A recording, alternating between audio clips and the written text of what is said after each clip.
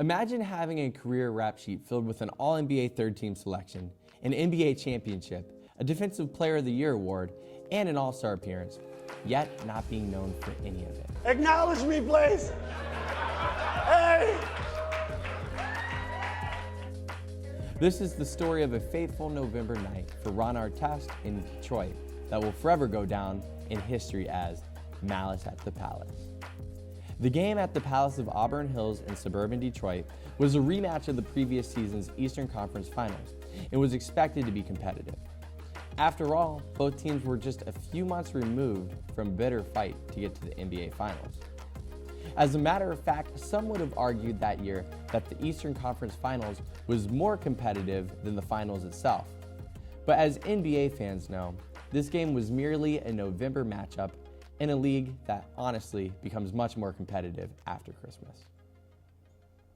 So, nobody could have predicted what was about to happen. The game, well, it was a relatively pedestrian occurrence, with the defending champions playing sloppy offense, and honestly, no pun intended, with the Pacers controlling the pace.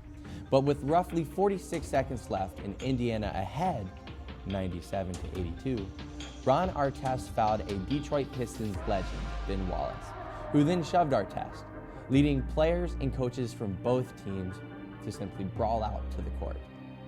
Ironically, Artest decided to remove himself from the action, and he really wanted to calm himself down with only 40 seconds left in a win that was all basically guaranteed. So with that being guaranteed, he went to go lay on the scorer's table while things were getting settled, and the story should have ended there. But then, in a rather peculiar twist, a fan decided that it would be a good idea to throw a cup of beer onto the reigning Defensive Player of the Year.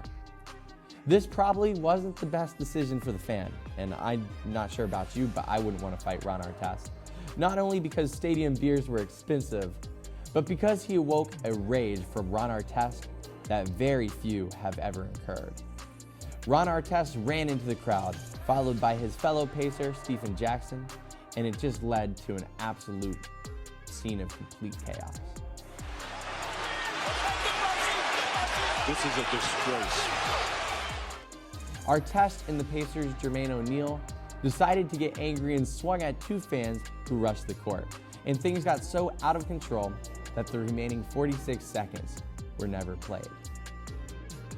This was obviously a nightmare situation for the NBA, a league that was building their reputation as fan-friendly and family-friendly. So it was no surprise when NBA Commissioner David Stern suspended Artest for the remainder of the season, which that year was a whopping 73 games to go.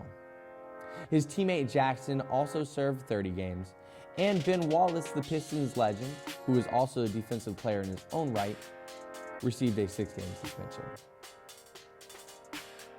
In the future, Ron Artest would go on to change his name to Meta World Peace, a huge difference from his violent actions that night.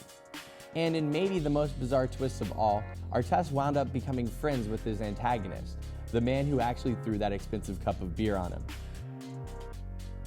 And with that, we can say that at least something good came out of one of the darkest moments in modern sports history.